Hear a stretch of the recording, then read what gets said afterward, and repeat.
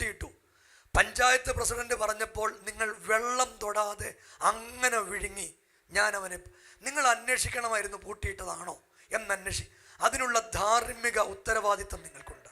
Please, നിങ്ങൾ ഒരു കാരണവശാലും നിങ്ങൾ ഈ പറഞ്ഞ വാർത്തയ്ക്ക് നിങ്ങൾ തിരുത്തി വാർത്ത കൊടുക്കണം. ബാക്കി കാര്യങ്ങൾ പഞ്ചായത്ത് പ്രസിഡന്റ് ആദ്യമായി, സ്നേഹിതരെ, യൂട്യൂബിൽ വീഡിയോ ചെയ്യുന്നവരെ, 2 കാര്യങ്ങൾ നിങ്ങൾ കേൾക്കണം.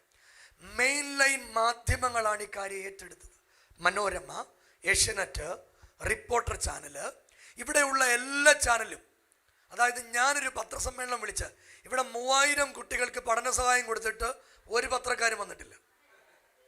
ഇല്ല, അത് നിങ്ങളുടെ ധാർമ്മിക ഉത്തരവാദിത്വം. ഞാൻ അവരെ വിളിച്ചിട്ടുണ്ട്, എന്നെ കാണാൻ വരാൻ പറഞ്ഞിട്ടുണ്ട്, ആരും ഇതുവരെ വന്ന്. പക്ഷേ ഇപ്പോൾ അവരെൻ്റെ ഇൻ്റർവ്യൂവിന് വിളിക്കുക. പാസ്റ്റർ ഒരു 2 മിനിറ്റ് ബൈറ്റ് തരുമോ, പാസ്റ്റർ ഒന്ന് മിണ്ടുമോ? അതെന്തു പറ്റി? ദൈവം തിരിച്ചു. ദൈവം ഉണ്ട് നമ്മുടെ കൂടെ. ബാക്കി നിങ്ങളോട് ഞാൻ പറയുന്നു, കേൾക്കുക നിങ്ങൾ. അന്ന് ഈ ചർച്ച് പ്രവർത്തിക്കുന്നത്, നമ്മൾ ഓഡിറ്റോറിയത്തിനകത്ത് ആരാധിക്കാൻ കൂടി വരുന്നു. ഒരു അസംബ്ലി ആയിട്ടൊരു സ്ഥലത്ത് കൂടി വരാൻ ഇന്ത്യൻ ഭരണഘടന അനുവദിക്കുന്നത് കൊണ്ട് ഞങ്ങൾ ഇവിടെ കൂടി വരുന്നു. കൃത്യമായി വാടക കൊടുക്കുന്നു, ഞങ്ങളുടെ കാര്യങ്ങൾ ഞങ്ങൾ കൃത്യമായി ചെയ്യുന്നു. ആ നിലകളിൽ ഞങ്ങൾ മുന്നോട്ട് പോകുന്നു. ദയവായി നിങ്ങൾ കേൾക്കുക.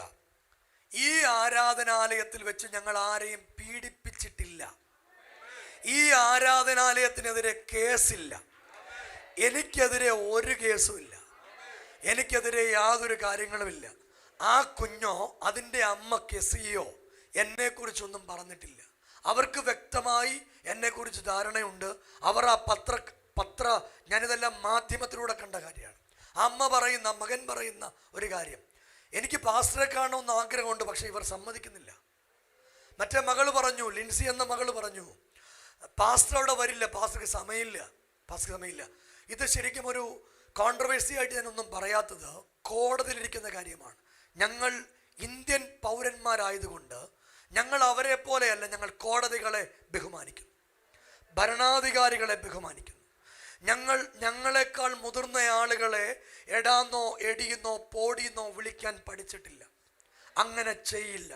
ഞങ്ങളെ ഉപദ്രവിച്ചാലും അവരെ സ്നേഹിതരാ എന്ന് വിളിക്കാനായി യേശു പഠിപ്പിച്ചു. ഇതാണ് ഞങ്ങളുടെ അടിസ്ഥാനപരമായ കാര്യങ്ങൾ. ഓമല്ലൂർ പഞ്ചായത്ത് പ്രസിഡന്റ്, ചെന്നീർക്കര പഞ്ചായത്തിൽ നടന്ന ഒരു ക്രൈമാണ് ഇത്. നടന്നത് ചെന്നീർക്കര, ഇത് രണ്ടും 2 പഞ്ചായത്താണ്. വളരെ വേഗത്തിൽ ഓമല്ലൂർ പഞ്ചായത്ത് പ്രസിഡന്റ് ചെന്നീർക്കര പഞ്ചായത്തിലേക്ക് വന്നു. മാധ്യമങ്ങളുടെ മുമ്പിൽ ഒരു മാധ്യമ ശ്രദ്ധ കിട്ടട്ടെ എന്ന് വിചാരിച്ച് ആവേശത്തോടെ പറഞ്ഞു. അവർ പറഞ്ഞത് ഇങ്ങനെയാണ്: ബിനു വാഴമുട്ടം ഇവിടെ വന്ന ഒരമ്മയുടെ കയ്യിൽ നിന്ന് 8 സെന്റ് വസ്തു എഴുതി വാങ്ങിച്ചു.